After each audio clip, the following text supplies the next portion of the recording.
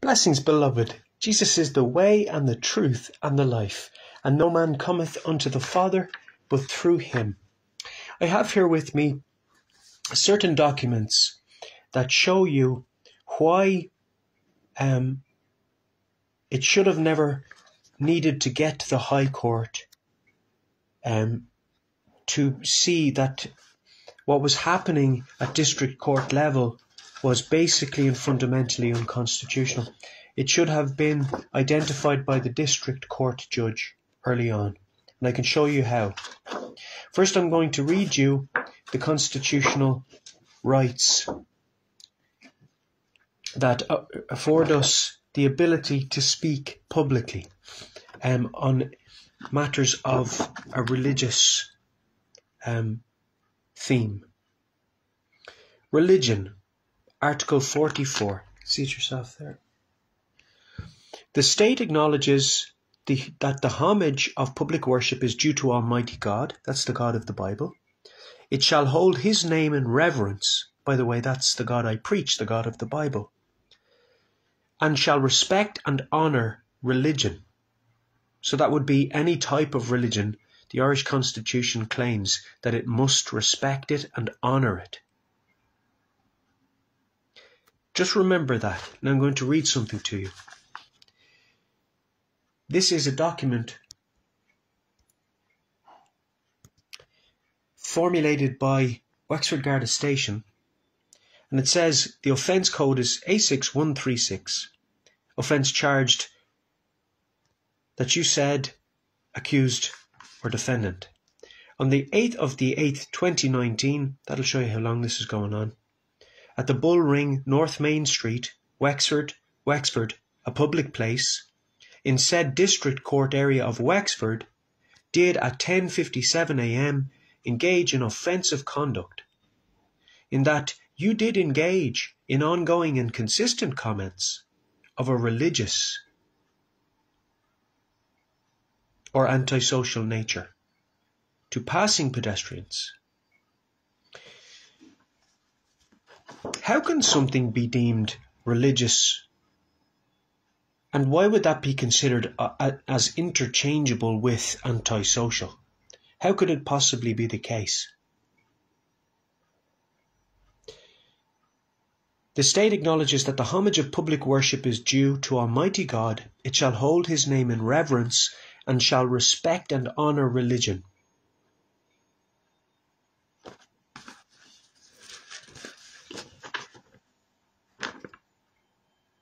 Engage in offensive conduct, in that you did engage in ongoing and consistent comments of a religious antisocial nature.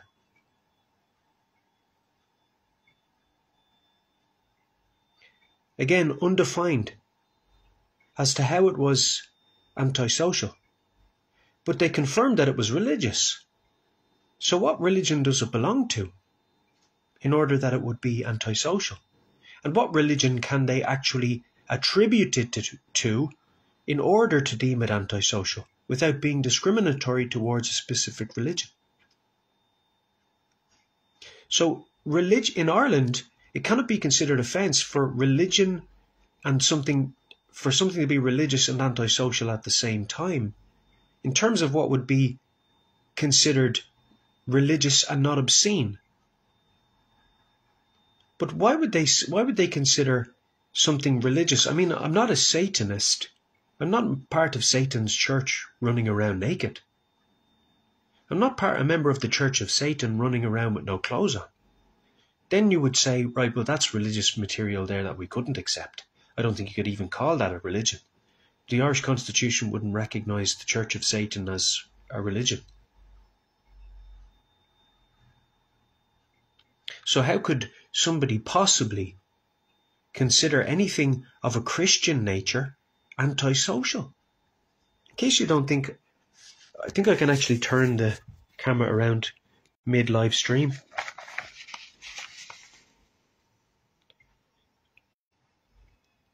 On the 8th of the 8th, 2019, at the Bull Ring, North Main Street, Wexford, a public place in said district court area of Wexford, did at 10:57 a.m. engage in offensive conduct in that you did engage in ongoing and consistent comments of a religious antisocial nature to passing pedestrians, thus causing annoyance to both the public and to local business owners and employees, after having been requested by a member of the Garda Síochána, namely such and such a person, not necessarily to show their name, to desist.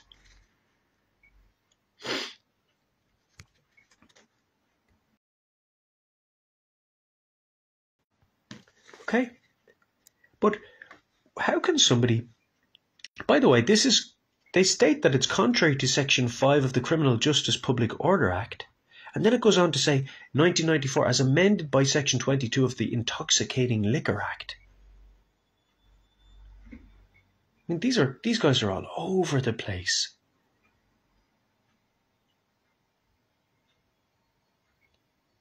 And my comments were, don't agree to charge.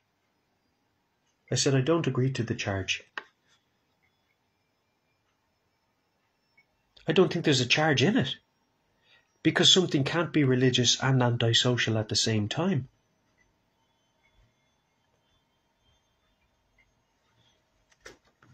The state acknowledges that the homage of public worship is due to Almighty God. It shall hold his name in reverence and shall respect and honour religion.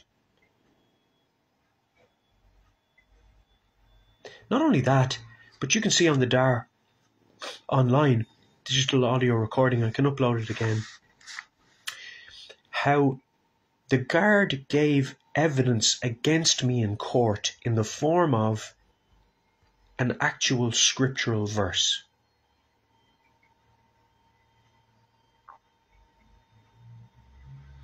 I mean, this is how chaos manifests. This is demonic chaos. It can't be considered anything else.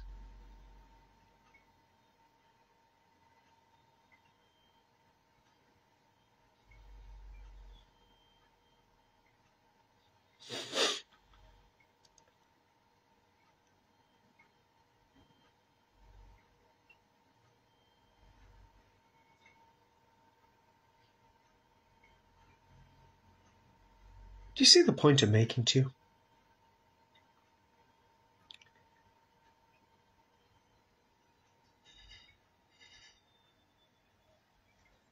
So something can't be considered religious and antisocial at the same time.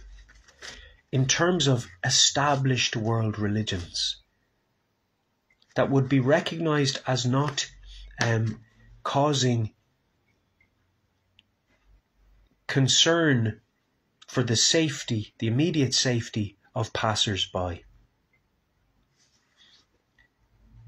Because there are laws in place in Ireland to prevent, like, the assembling of people with guns and things like that for the purposes of doing something that would be harmful to the society. But nothing can be considered religious and antisocial according to the Irish Constitution.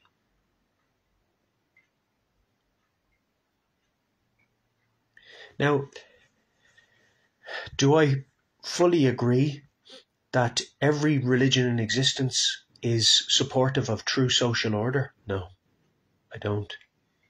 But if it does, in Ireland, if it doesn't offend directly true social order, in that the participant of the practicing of that faith doesn't do anything that goes against true social order, which, by the way, we extract from Christianity, true social order. The Constitution doesn't consider that Christianity can offend true social order, and we know this by the preamble of the Irish Constitution. It says, "In the name of the Most Holy Trinity, from and to whom as our final end, all actions both of men and states must be referred." That says enough. So if we are to refer to the well-established moral values of the Christian faith in order to constitute our countries and the infrastructures and the fabrics within, then they can never offend same. They can never offend true social order. So for somebody to actually write for a trained member of An Garda Síochána to actually write something like that just shows that something's seriously wrong. Comments of a religious or antisocial nature, as though they were naturally interchangeable. That's what a / means. Religious or antisocial nature. Since when did religious and antisocial become interchangeable terms recognised before the law as such?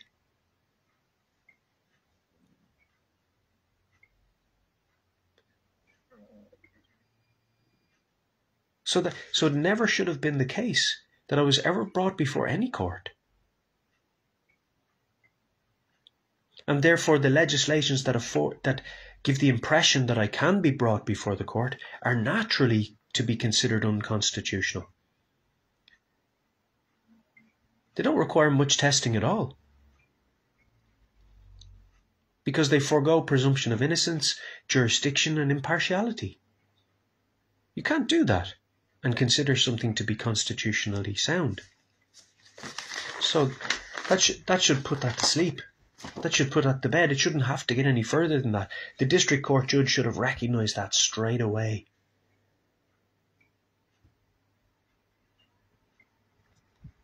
What? Religious or antisocial? It can't be this. You can't put those two words as interchangeable terms in a sentence in Ireland, let alone bring them before a court, or allow that to be the cause for somebody to be brought before the court. Sure, that's treasonous in and of itself. That's a treasonous motion. This is ridiculous.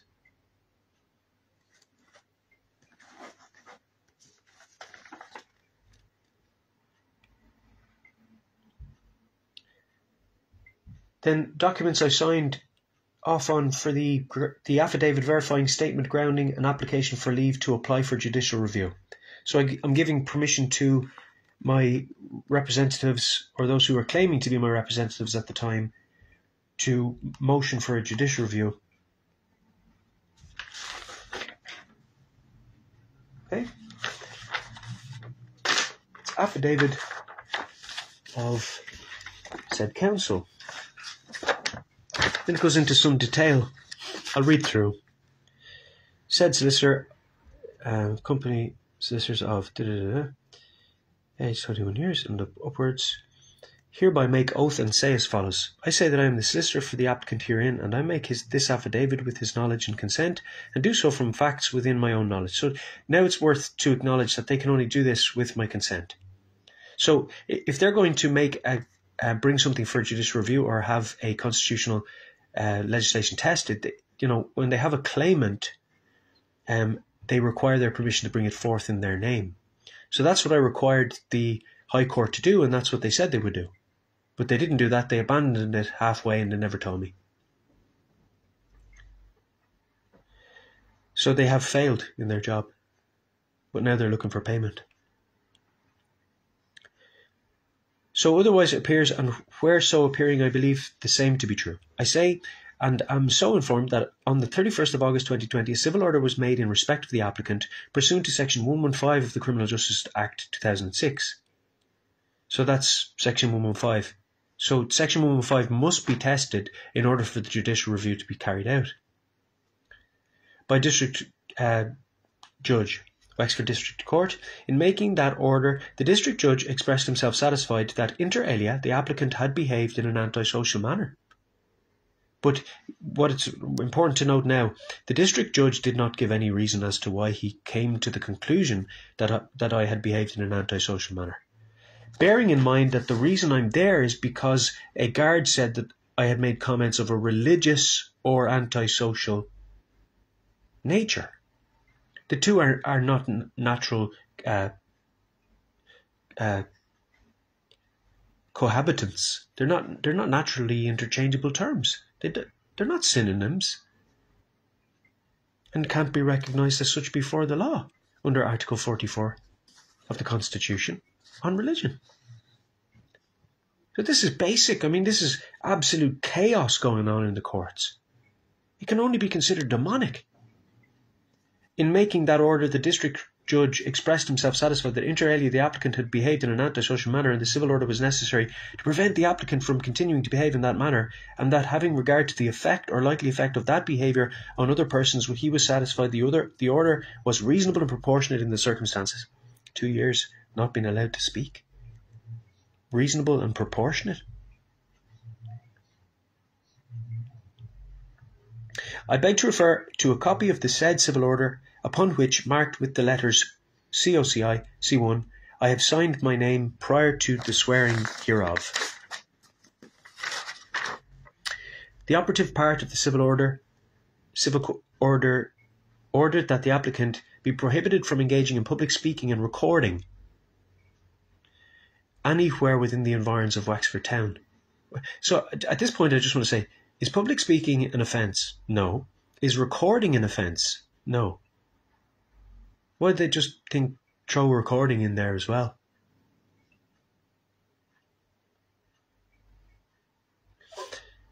And recording anywhere within the environs of Wexford town, including North Main Street, South Main Street, Bullring, Selskar Square at any time. There is no period specified in the order. Remember, this is a civil order. And accordingly, it remains in force for 2 years from the date of its making. For 2 years. That's maximum. I say and believe that on 31st August 2020, the applicant was arrested at the Bullring in Wexford town for breaching the civil order of the same date. Now, bear in mind that it says at the bottom of a civil order, you must comply, warning, you must comply with said civil order unless you have a reasonable excuse not to. Well, would you say, being that religious comments cannot be considered antisocial comments, and that I was not a prisoner at the time, that I had not committed a crime, and it had not been shown that I committed a crime in any way, it had not been defined why I'd behaved in an antisocial manner, so I couldn't reasonably stop the behaviour that the court had found antisocial because they hadn't declared what it was, which showed they weren't interested in restoring me to my full spectrum of rights at all, but rather were interested in denying me my full spectrum of rights and not trying to improve my behaviour so that I could re-engage my full spectrum of rights, which is their job, to vindicate the life of each person, holding them equal before the law and giving them due process of law. So they didn't show in any way that they had my interests. So I had to make a decision. Am I being treated by this judge as I should be, fairly, before the law? Am I being afforded my full spectrum of rights now, even though the judge says, you're free to walk around, you're a free man, you haven't committed a crime, you're free to go? So I had to ask myself, if I'm free to go, how am I free to go if they're telling me I can't speak? How is that free? So I had to say to myself, well, no civil order can remove the fundamental constitutional rights of an Irish person. That civil orders don't have that degree of reach, because to prevent somebody from doing from engaging their constitutional rights, they must be in prison. And even in prison, you can sing to Jesus and nobody can stop you. Even in prison, you can worship God Almighty and nobody can stop you. Even in prison, you can express your opinions and nobody can stop you. So what I can do in prison, they're telling me I can't do on the street.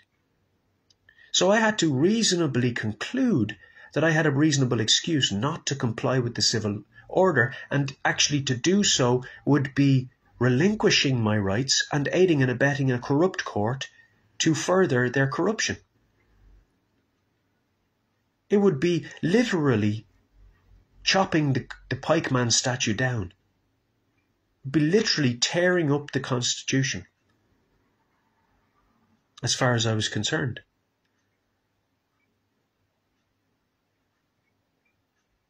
If what the pikeman statue represents is some form of fighting for freedoms and rights that afford you the expression of your beliefs. But I don't believe it is. I think it's more of a symbol of rebellion, which is a demonic spirit. Just like the rebellion of Satan.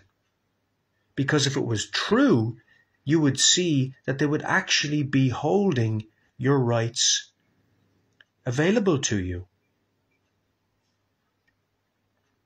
There is no period specified in the order, and accordingly it remains in force for 2 years from the date of its making. So again, it says, I say and believe that on the 31st of August 2020, the applicant was arrested at the Bullring in Wexford Town for breaching the civil order of the same date and was brought to Wexford Garda Station, where he was subsequently charged by way of a charge sheet bearing that charge sheet number 2149933. The applicant was then brought to court and granted bail.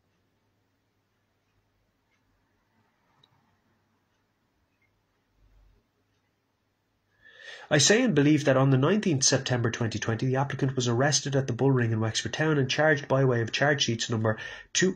This is a lot of arrests for a preacher. Numbered 215753666 and 215753441, who, by the way, eventually was told he did nothing wrong, in respect after two years of being under duress and threat of imprisonment. In respect of offences under Section 7 and Section 8 of the Criminal Justice Public Order Act 1994, which, by the way, are brought into effect to prevent drunk people from misbehaving between the hours of 12 midnight and 6 a.m, not to restrain preaching. I say that the applicant was conveyed to Gorey District Court and was released on bail. I say and believe that on the 7th of October 2020, the applicant was arrested and charged again with an offence under Section 1171B of the Criminal Justice Act 2006. So here's Section 117. The applicant was brought before the District Court after arrest and was remanded in custody from time to time thereafter. I say he was remanded in custody to Wexford District Court on the Monday, the 2nd of November for hearing, together with the other charges above mentioned, in respect of which he has been remanded on bail. I beg to refer to copies of the 4 charge sheets above mentioned, upon which, pinned together and marked with the letters COC2, I have signed my name prior to the swearing hereof. I say that on the 2nd of November, all the above mentioned matters were heard by District Judge. I instructed counsel and attended the above court on that date. I say that in respect of the offence alleged in charge sheet 2149933, the said Garda gave evidence that he received a complaint that the applicant was in the Bullring and was preaching using a speaker. He further gave evidence in chief that he had arrived and heard the applicant preach and had proceeded to arrest him. Now, is preaching an offence in Ireland? Is it an arrestable charge? No. The Garda was aware that a civil order had been made that day and was of the opinion the applicant was in breach of that order. I say that on cross-examination, the Garda gave evidence that he had not asked the applicant whether he had any reasonable excuse for his actions. He gave further evidence that there had been no complaint in relation to the content of his preaching, just the fact that he was preaching. There was no evidence adduced by the prosecution that any aspect of what was being said was antisocial. That's very important. Abusive or insulting, or that the applicant was on the 31st of August last harassing or likely to harass any person, causing or likely to cause significant or persistent alarm, distress, fear or intimidation to any person, or that he was causing or likely to cause any significant or persistent impairment of any person's use or enjoyment of their property.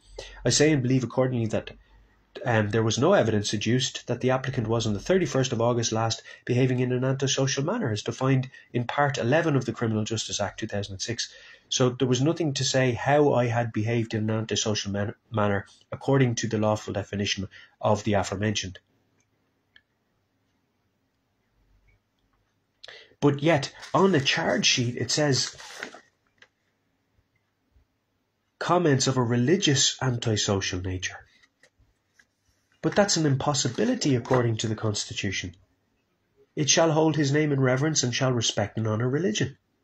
That's impossible, then, therefore, for any of this to even be entertained by the District Court without them acting treasonously.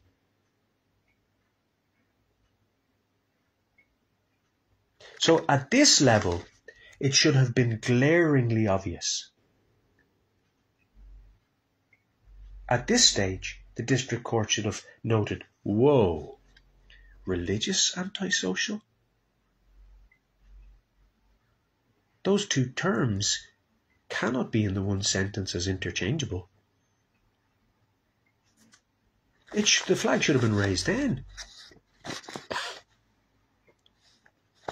See the point I'm making to you?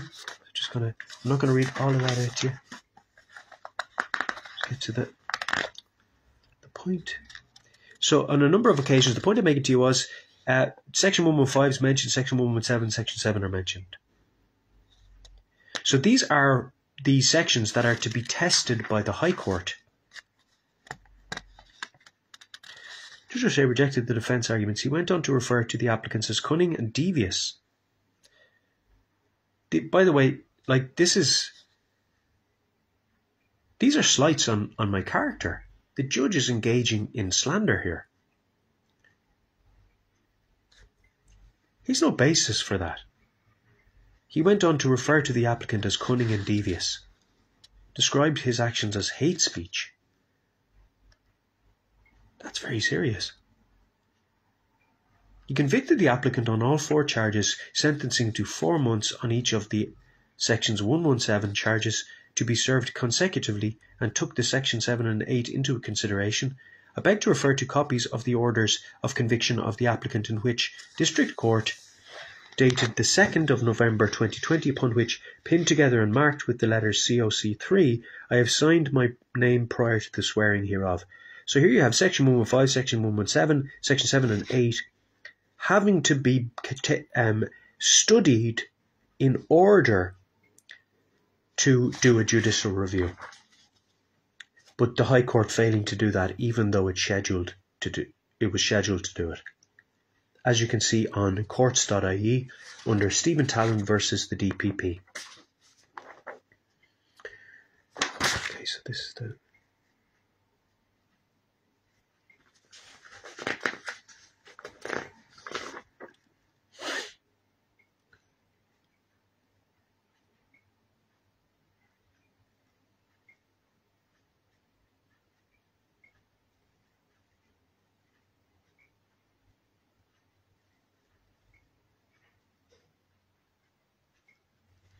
I say that on the 6th of November, this is with respect to a Circuit Court appeal.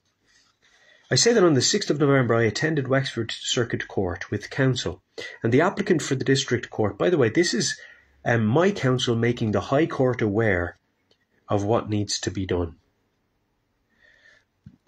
In other words, what we're asking the High Court to do. I say that on the 6th of November I attended Wexford Circuit Court with counsel, and the applicant for the District Court appeals list before Circuit Court Judge somebody sitting in Wexford Courthouse. The matter was listed as part of a full District Court appeal list. The applicant was ready to proceed, but as courtesy to the Court Counsel, outlined that leave had been sought the previous Friday before Mr. who had refused the applicant. Another judge was further informed that it was the applicant's intention to take further proceedings to the High Court in relation to the charges, and that they had been in the process of being drafted when notification of the listing of the appeal had been received. Counsel for the applicant acknowledged that it may be the situation that the court would refer to allow the matter to be considered by a higher court before it would deal with the matter. The judge agreed, but stipulated that papers must be lodged by the end of the week on the 24th of November, and that the court was to be informed of this by the applicant's solicitor. So I say to you, at this point, the judge that we're referring to here is the judge of the Circuit Court, the female judge. She stated that she wanted to hear the High Court's opinion on the sections under which I was brought before the court, because she knew at that stage the testing of the constitutionality of those sections was underway at High Court level, and she wanted to seek herself interest in the certiorari of those sections, how they were going to be viewed by the High Court before she would make her decision. So that's specifically what happened. Of course, if I wanted to get the dar from the day, I could get verbatim what the judge said. I could easily get that dar. And we could see what exactly was spoken that day, word for word. That can be still done.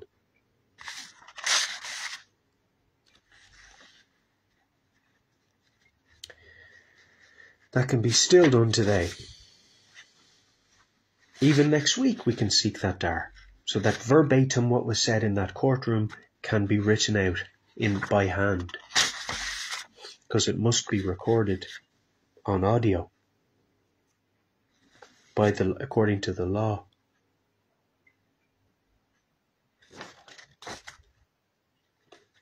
Now, recognizance was fixed at the applicant's own bond of €500, and an independent surety who was to be approved and to lodge the sum of €1,500. That occurred, by the way. I have the receipts here. But no attempt has been made to refund that amount. It says here, prisoner name Stephen Tallon, prisoner number 113151. Midland Prison. Court area of Wexford. I, Stephen, of no fixed abode, I was homeless at the time, no fixed abode, not stated, acknowledge myself to owe to the state the sum of €500 and have... Was I homeless at the time?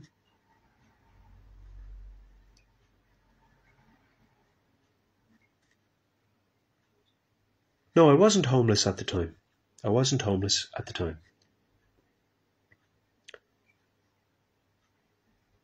No, I wasn't homeless at the time, but what had happened was I thought I had been made homeless, but people had actually paid my rent while I was in prison to keep the room for me. I think that's what happened. Not stated, acknowledge myself to owe to the state the sum of €500 and have, pursuant to the direction of the judge, lodged the sum of €0 to the use of the Minister for Finance if I fail in the conditions hereunder. So the person who lodged the surety, whose name I don't need to mention, acknowledge myself to owe to the state the sum of €1,500 and have, pursuant to the direction of the judge, lodged the sum of €1,500 to the use of the Minister for Finance if the accused fails in the conditions hereunder. By the way, that money was of my own accounts. I had been told that that money was mine.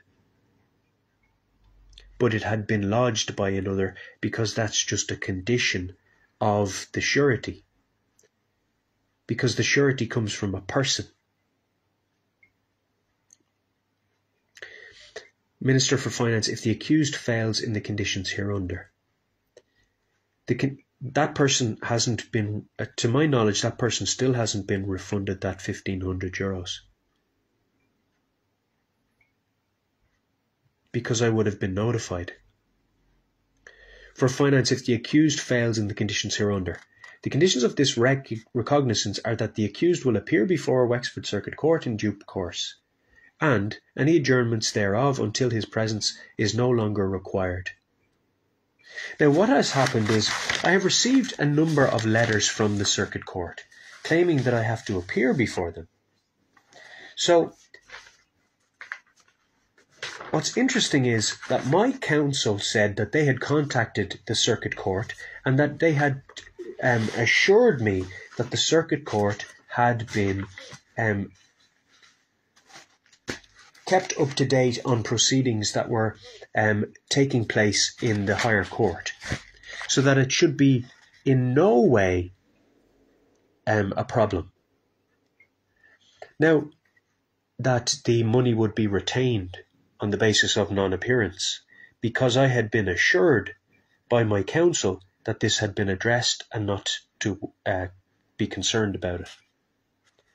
But still, I'm receiving letters from the Circuit Court requesting that I appear, and I can show you them. Even though my counsel had assured me that I don't need to actually appear. So they're still messing around in any way that they can. We're seeing such a disconnect, such a misuse of the court, such a chaotic disorganisation, such an abandonment of the systems that are normally implemented by society, that it's nothing short of criminal. It cannot be to this extent as chaotic and disorganised. It couldn't possibly be. So this is what I'm going to show you. So what I'm exposing to you is that it is purely demonic. Why do I say demonic? Because demons are chaotic. They can't do anything right. They simply can't. So here it is, look. This is the most recent. See, it used to be no fixed abode. They've scribbled it out and put 72 King Street. DPP versus Stephen Tallon. Appeal number. Okay, details of appeal. 2nd of November 2020. Failed to comply with. Please take note that the above appeal is listed at Wexford, the courthouse, Wexford, County Wexford, on 12th of July 22 at 10:30 sharp. Sorry, an appeal at circuit court level, when it has been shown at high court level that that all of those charges have been dropped.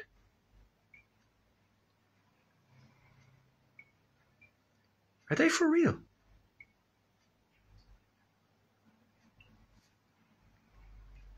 Is the system that disconnected that the circuit court wouldn't be notified?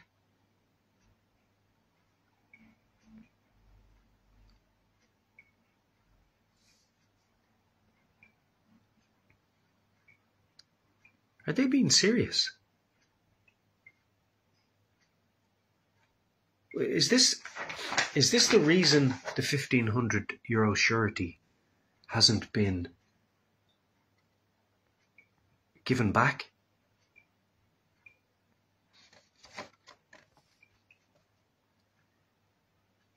How can there be such a disconnect in the court system?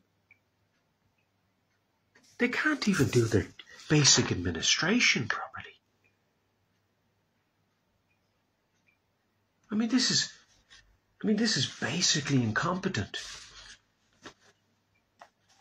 Primary school children are more organised than that. Better communicating. That's unacceptable.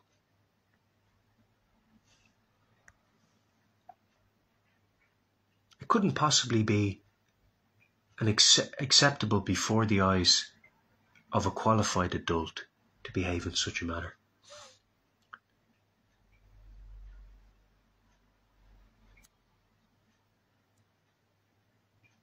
It's not normal.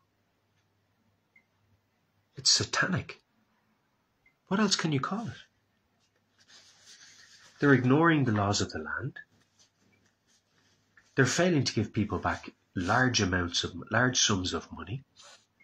The High Court are failing to do what they've called together to do. They're failing to notify the lesser courts of the proceedings, the results of the proceedings. That should happen automatically. Once it enters into the court system, that should all happen automatically, because they'll be furnished with that. All they have to do is log on. Anybody can log on to that, courts.ie. Stephen Tallon versus the DPP. They should know why they've adjourned the case.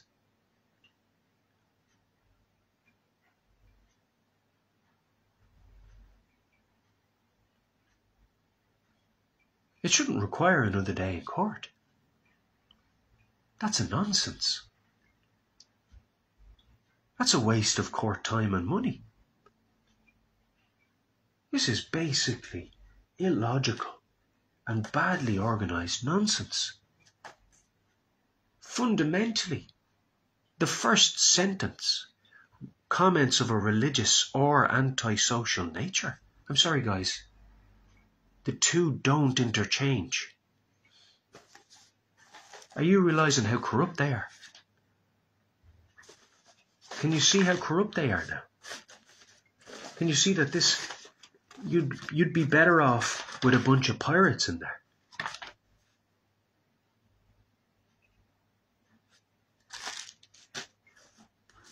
Or perhaps you wouldn't be any better off. At least you'd know they're pirates. So I suppose that'd be better off. Because they wouldn't be dressing up as something else. and you wouldn't expect anything better.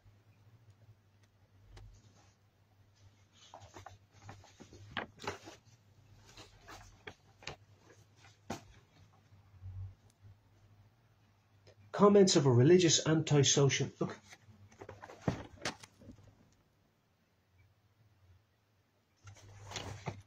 There's your number. Offence code A6136. Charge sheet number 2023-1453. On the 8th of the 8th, 2019. Engage in ongoing and consistent comments of a religious, antisocial nature.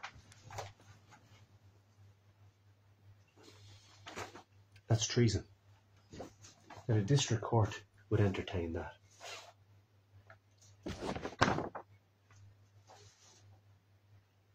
And that a high court would fail to fully address it is conspiratorial.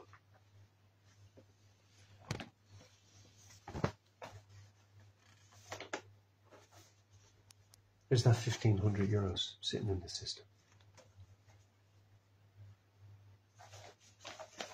They want to bring me before the court appeal. My counsel told me that they had been notified.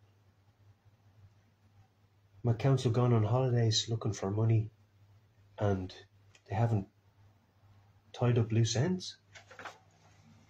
And I'm still getting letters. Why am I getting this letter and counsel's not getting it? What am I paying them for, exactly? If I was to pay them, which I have paid them, by the way. Money has gone into their accounts from me.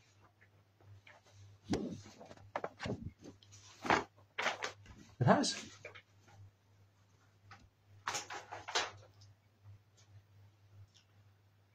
Yeah, so that's what you're up against now.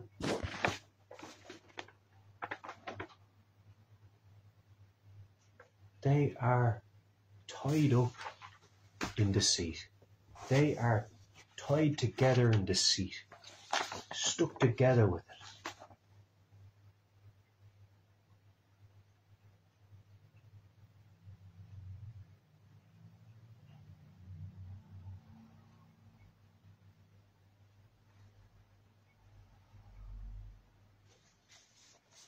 The affidavit was filed.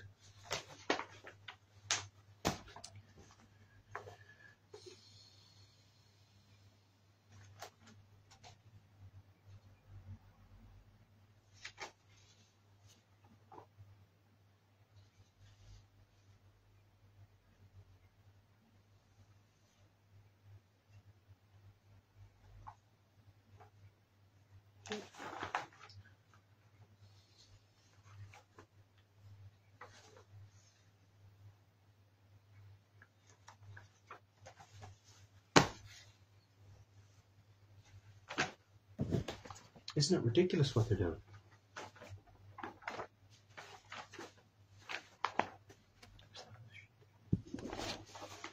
Oh, lovely. Missing one sheet there.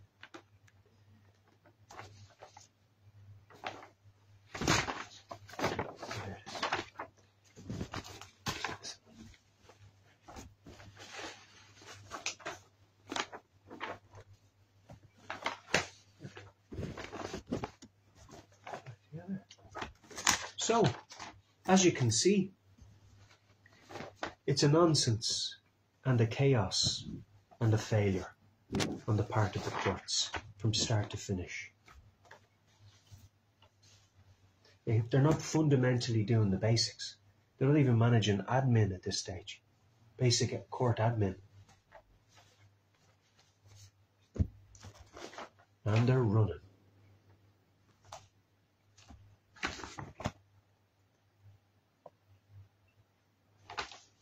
It's bad, isn't it?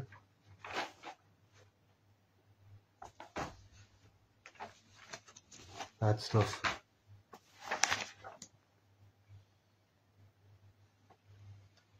There's a receipt for costs. 200 and 250.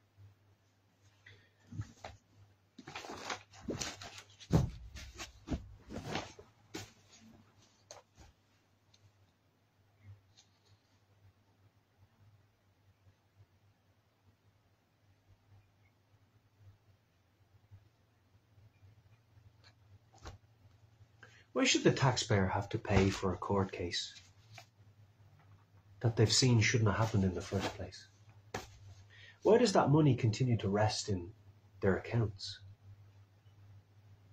Why do the government keep money even though it's been shown? Why do all those solicitors and all those lawyers and all those people keep money in their pockets even after it's shown they shouldn't have engaged the courts in the way they did? Why isn't that money refunded to the taxpayer? So that they just tie people up in courts and admin and get paid for the privilege. Can you imagine you let somebody in to paint your house and they painted it all the wrong colour and made a mess of it? And then wanted to keep the money. Even after they'd agreed with you, they made a mess of it.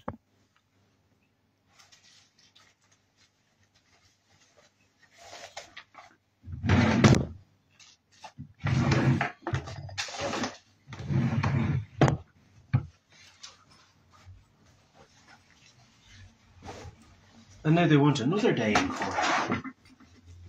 Why? Because they get paid for sitting there. That's why. They get paid to sit there. What have I got? How have they compensated me for all of that? What have they done? How have they compensated the man who went through all of that, even though they found he shouldn't have? A month in prison. How did they go about compensating? They haven't even refunded the surety and are still trying to drag me before courts. They're still trying to carry this on. Still trying to increase the fallout. Still trying to take up my time. What if I was to charge them just for my time at an hourly rate? What would that amount to at this stage? What would it cost them to reimburse me for 2 years of ministry if they were to pay me by the day?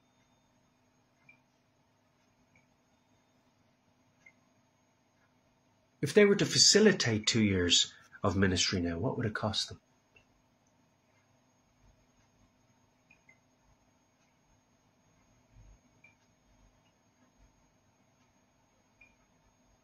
Why are they getting paid for making mistakes? Why does that money stay in their bank account? Why don't they have to give back all the money to the taxpayer when they make mistakes like that?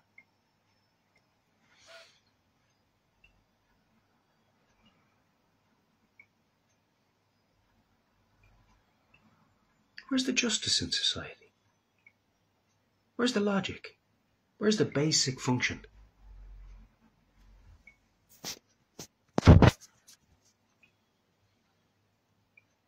Love you.